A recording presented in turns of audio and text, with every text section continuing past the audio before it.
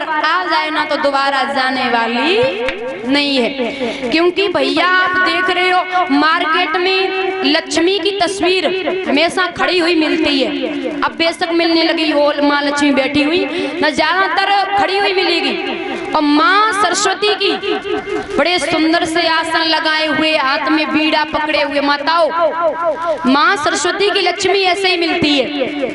तो याद रखना दादा कि एक सेठ जी रहे, सेठ जी का किसी से अच्छा व्यवहार नहीं, बड़े घमंड में रहते थे। बोले हम सेठ जी हैं, हम सेठ जी हैं भाई, उनके पास खूब पैसा है, बंगला है, बहुत गाड़ियां हैं, तो किसी से अच्छा व्यवहार नहीं, किसी से ठीक से बातें ही नहीं करते हैं।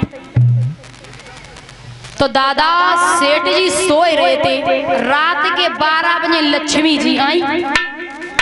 जवाब दियो सेठ जी आज हम तुम्हें छोड़ के जा रहे। सेठ जी रोने लगे, हाथ जोड़ के बोले अरे लक्ष्मी तू हमें छोड़ के मत जावे, अगर तू हमें छोड़ के चली गई ना तो मैं तो रोड पे आ जाऊंगा, मैं तो रोड पे आ जाऊंगा, मुझे सेठ कौन बोलेगा। तेरे वजह से लोग हमें सेठ कह रहे हैं और तू हमें छोड़ के चली गई तो मैं रोड पे आ जाऊंगा। सेठ जी बोले सुन, एक आधो रिश्तेदार कम कर ले, एक आधो रिश्तेदार कम करे ले, लेकिन तू हमें छोड़ के मत। देखिए सेठ जी कितने स्वार्थी हैं, रिश्तेदार कम कर ले पर लक्ष्मी छोड़ के न जावे। बारे सेठ जी, सेठ जी जब गिगियान लगे, रोन लगे तो लक्ष्मी बोली सुन मैं जाऊंगी, मानूंगी तो ना, लेकिन एक वरदान तू मांग ले हमसे जो तो अच्छो लगे। सेठ जी बोले ऐसे नहीं मांगे, हमारे घर में 4 बहुएं हैं, हम चारों बहुओं से पूछ के आई हैं, उन्हों की तो इच्छा है। बोले ठीक है जाओ, फिर रात के 12 बजे हम कल फिर आइए। तो दादा सुबह हुआ, सेठ जी घर में पहुंचे, चारों बहुओं को बुलाया, बैठाई लियो। और सेठ जी बोले बहू बेटा हमें लक्ष्मी छोड़ के जा रही, अब तुम बताओ हम लक्ष्मी से क्या मांगे। लक्ष्मी ने कहा कि हमसे वरदान मांगो। सबसे बड़ी बहू रेबा ने जवाब दियो दादा दुनिया में जितने हॉस्पिटल हैं सब हमारे नाम कर दो, पैसा आता है, एक दो पीढ़ी ना 10-15 पीढ़ी पले जी, दुनिया में जितने हॉस्पिटल सब हमारे नाम कर दो, लक्ष्मी से कहना। बोले तुम्हारी सुन ली। अब दूसरे नंबर की बहू बोले बहू बेटा तुम कुछ सुनाओ। बोले दादा जितनी जब प्रॉपर्टी है आसपास, जितनी प्रॉपर्टी सब हमारे नाम कर दो, 10-15 पीढ़ी आराम से पले जी, जान दो लक्ष्मी को। बोले ठीक है तुम्हारी सुन ली।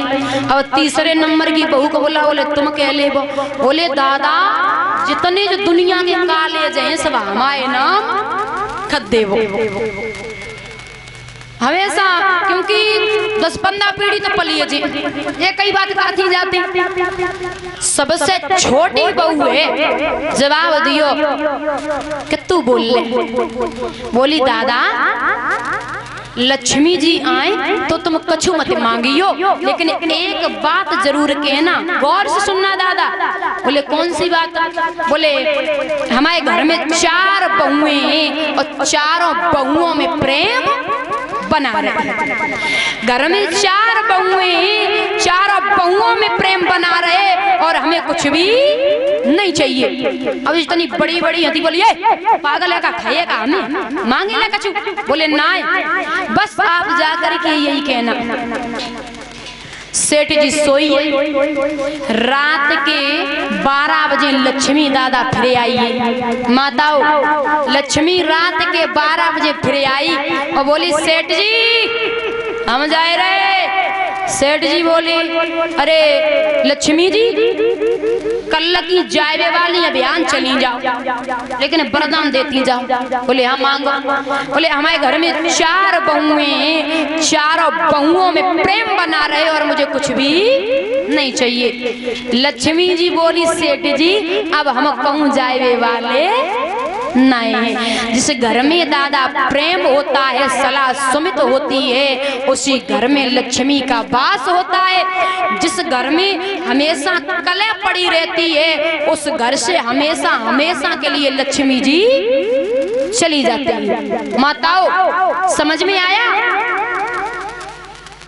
क्योंकि जब घर परिवार में झगड़े होते हैं तो माताएं ज्यादा विवाद बढ़ाई देती हैं। और सुनो, जहाँ 4-5 पुरुष बैठे हुए, बाँ मैया आप कभी भी बीच में जाकर के बात नहीं करना।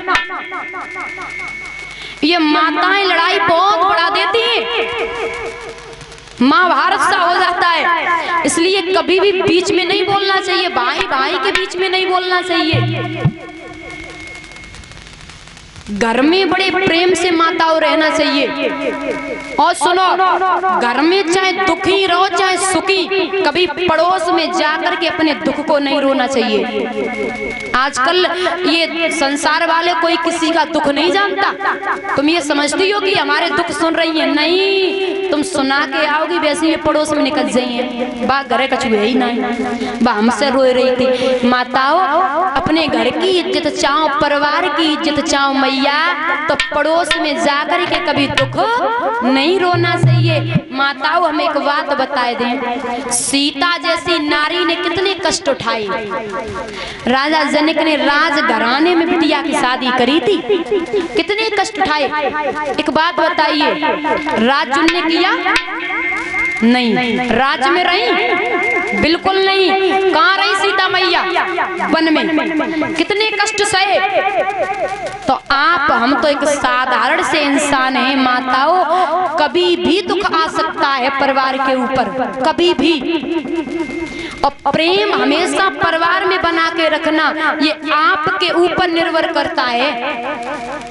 पता है देवियों, घर वही है जिसमें देवरानी जिठानी हो, बड़े प्रेम से रहती हो। देवरानी की साड़ी जिठानी पहन ले और जिठानी की साड़ी देवरानी पहन ले, वो ही प्रेम है माताओं, वो ही प्रेम है। और पता, आजकल हमें तो पता है कि अगर देवरानी ने अच्छी साड़ी पहन ली तो जिठानी जरी गई, बोले इतनी सुंदर साड़ी कहाँ से ले आई है, हम पे इतनी अच्छी है ही नहीं। और जिठानी ने पहन ली तो देवरानी जरी गई।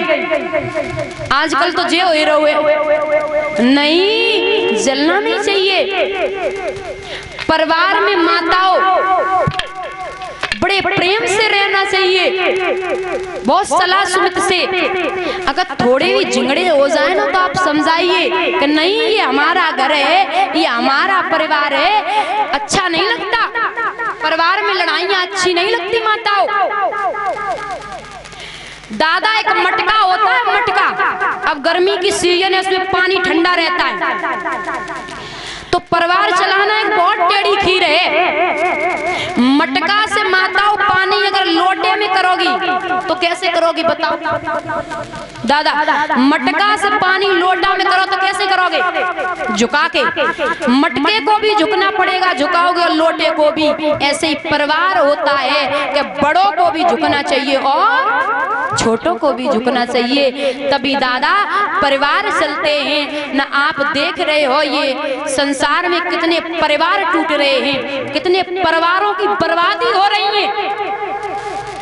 बात क्या, जरा सी इतनी बढ़ा दी खींच के, इतनी सी बात माताओं इतनी बड़ी कर दी। कोई झुकना नहीं चाहता,